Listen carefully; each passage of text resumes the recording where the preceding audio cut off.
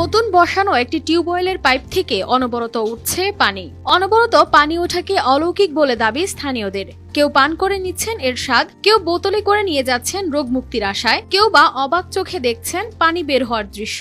আমি পানি নিয়ে গেছে আমার স্বামীর অসুখ, তাই বলে আমি নিয়ে জানি উপরে উনি এলে খাচ্ছিল।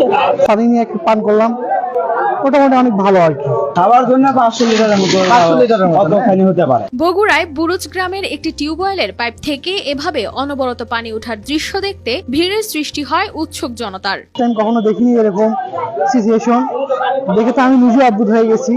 সোমবার দিন থেকে বরং শেষ আছে, মঙ্গলবার থেকে সেই রাত থেকে পানি উঠছে দিন 24 ঘন্টা।